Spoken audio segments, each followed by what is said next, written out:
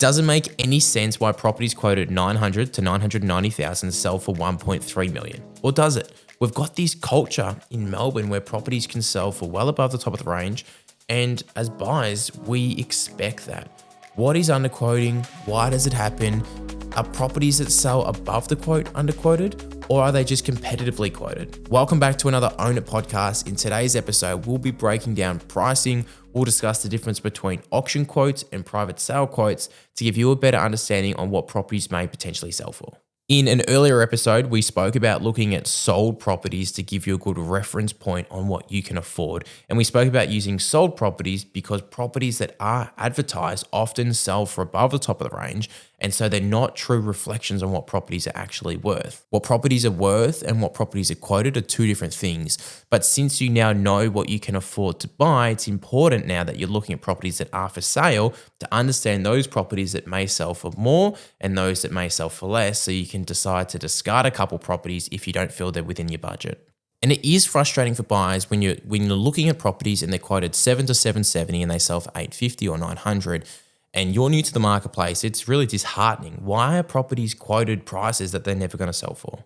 So we'll break this down, the difference between auction and private sale quotes, but it's important to first understand why we even have quotes. We had legislation brought in requiring all real estate agents to provide a statement of information for any property that's publicly advertised, so marketed online.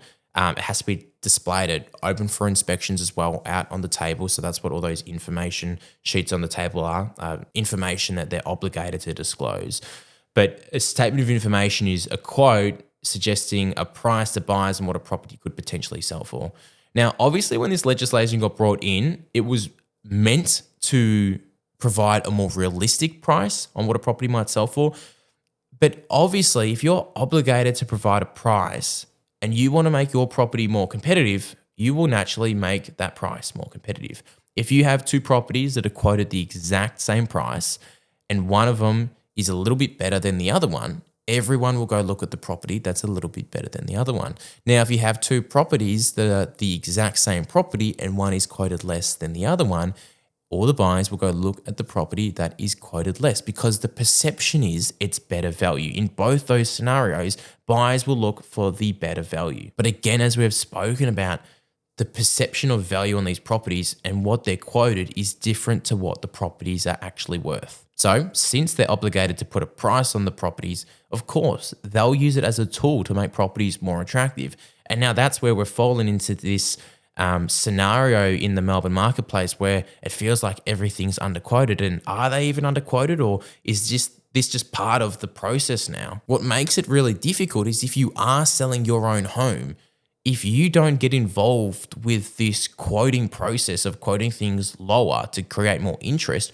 that can have a massive negative effect on your property and your sales price.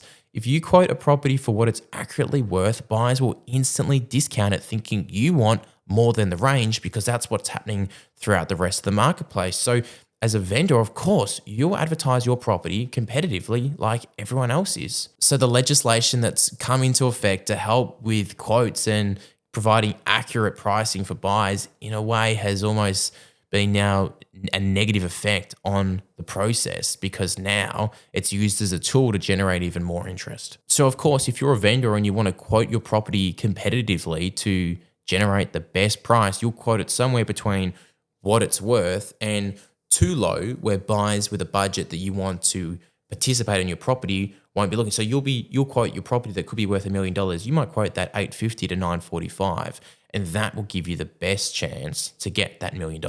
Competition drives price. If you've ever made an offer on anything and you know you're the only person interested, you will always be more reluctant to pay more. But if you've ever considered purchasing something and everyone else is purchasing that item too, that is social proof that we crave as humans, and we can justify to ourselves paying more. We can pay more because the other person was going to pay what we were prepared to pay. So obviously it's a logical decision. And that's why they use competitive quotes as social proof to us as buyers in the marketplace that what we're purchasing is what it's worth. And it is worth what you're paying. Something is only ever worth what someone's prepared to pay, but it can easily push a price up more than a property's worth or logically worth to an emotional price where We're only paying that because everyone else is prepared to pay that. It is crucial to know in Melbourne, we have a massive auction culture. Auctions are about 80% of the campaigns that go to the market. And it is a rule of thumb that buyers use when looking at properties that if it's a quoted 1 to 1.1 million, that property will most likely sell anywhere between 1.1 to 1.3 million. This is how buyers look at properties. If it's a private sale campaign, so the other 20% of properties that go to the market, those quotes tend to be more accurate. Now, private sale campaigns that are the other 20% that go to the market tend to have a more accurate price range that's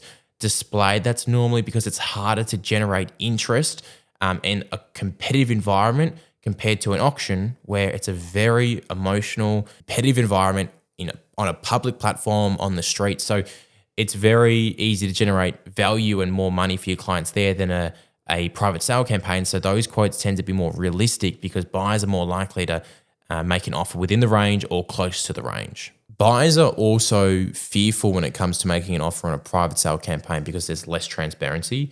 Again, they'll be more reluctant to push above the top of the range into the unknown if they don't see the social proof, which an auction has.